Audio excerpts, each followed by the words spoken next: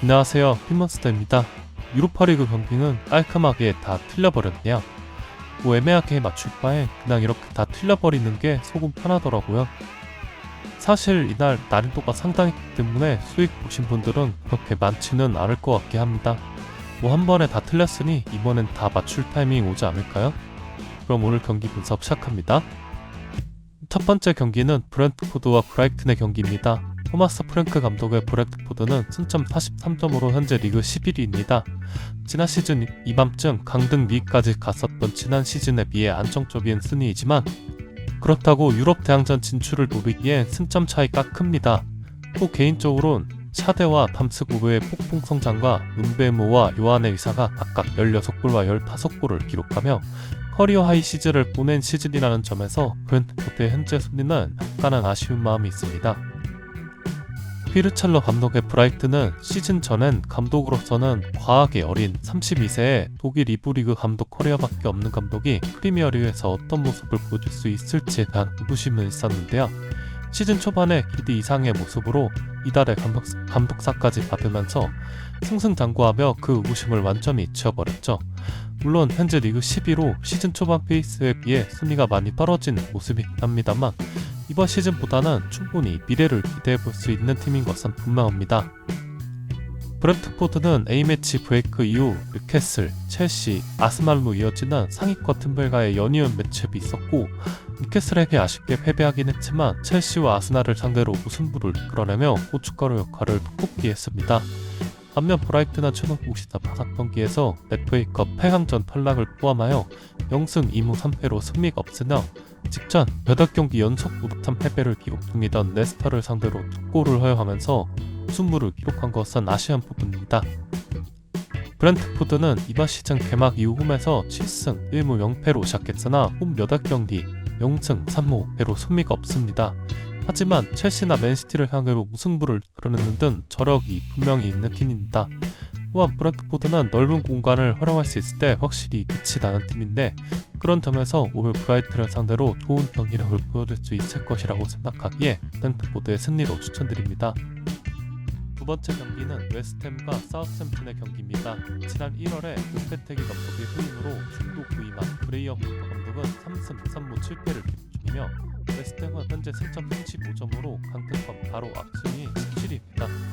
강등권인 18위 입스위치와는 승점 14점 차이로 여유가 있긴 하지만 아직 잔류가 확정된 것은 아니기에 오늘 경기에서 강등이 확정된 토트를 상대로 승점 3점을 얻는 것은 매우 중요합니다.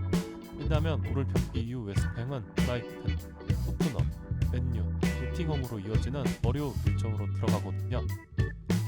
사우스햄튼은 지난 12월 러셀 마틴 감독을 성적 부진으로 변질하고 이반 류리치 감독을 수방수로 선임했습니다. 하지만 류리치 감독 역시 서툰의 강등을 막지 못했고 이번 시즌 2승 3무 26패 프로와 성적표로 소비 강등을 확정지었습니다. 토트넘의 경기를 보면 기블링이나 하워드 벨리스가 큰 선수들은 충분히 상위 리그 팀들이 탐낼 만한 자원이긴 한데 지금 생각해보면 토트넘은 하세미틀 감독을 경질한 것이 암흑기로 가게 되는 시작이었던 것 같다는 생각이 드네요. 웨스트햄은 이번 시즌 여름 적시장 영입 활동을 생각해보면 지금의 성적표는 사실 전혀 예상하지 못했을 정도로 아쉬운 것이 사실입니다.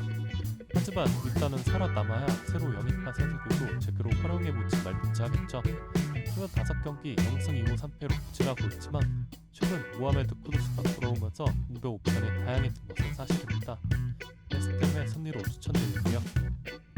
세 번째 경기는 아스톤 빌라와 뉴캐슬의 경기입니다. 빌라는 주중 파리 생제르맹과의 챔피언스 리그 8강 2차전을 치고 합계 스코어 4대5로 탈락하긴 했지만 정말 졌지만 잘 싸웠다라는 표현이 전혀 어색하지 않는 훌륭한 경기를 펼쳤습니다. 개인적으로는 파리는 주말 리그 일정을 쉬고 온 반면 빌라는 주말에 리그 경기를 뛰고 주중 경기를 뛰어야 하다 보니 체력적으로 차이가 크게 날 것이라고 생각했고 실제로 파리가 원정에서 2골을 먼저 기록하면서 합계 스코어 5대1로 크게 벌어지는 상황까지 갔었습니다. 하지만 전반전에 틸레망스의 추격골이 나왔었고 후반전 맥킨과 혼사의 득점이 연속해서 터지면서 빌라의 선수들의 에너지 레벨이 갑자기 X치를 찍는 모습을 보이며 파리 선수들을 압도하기 시작했는데 정말 아쉽게도 추가골이 나오지 않으면서 아쉽게 탈락하게 되었죠. 아마 빌라가 동점을 만들었다면 연장선에서 충분히 역전까지 가능했던 분위기였다고 생각합니다. 하지만 빌라에게 남은 것은 엄청난 체력 소모와 토너먼트 탈락, 그리고 다음 시즌 챔스 진출권을 두고 경쟁하는 팀들은 요구 리그 일정만 치르고 있다는 점에서 상당히 낙막했죠. 뉴캐슬도 주중에 크리스탈 팰리스와의 일정이 있고, 이 경기는 지난 29라운드 일정이 연기되면서 뒤늦게 치른 경기였습니다. 이 경기에서 뉴캐슬은 5대0 패승을 기록하면서 전 50전 6경기에서 그곳 불과의 카라바오 결승전 승리를 포함하여 6연승을 달성했으며, 지난 3월 A매치 브레이크 이후 4경기에서 무려 14골을 폭발시키며 엄청난 득점력을 보여주고 있습니다. 앞서 빌라가 주중 경기를 치르고 왔다는 점에서 체력적인 부분들을 우려했는데, 뉴캐슬도 주중 일정이 있었긴 하지만 뉴캐슬은 전반전부터 4대0으로 앞서며 여유로운 경기를 했던 반면, 아스톤 빌라는 뒤늦게 상대를 추격하기 시작하면서 에너지 레벨을 끌어올렸어야 했기 때문에 그 폭풍은 오늘 경기에서 상당히 영향이 클 것으로 예상합니다. 때문에 역배당을 받은 뉴캐슬의 승리가 좋아 보이며 추천픽은 뉴캐슬의 플러스 0.1급 승리입니다.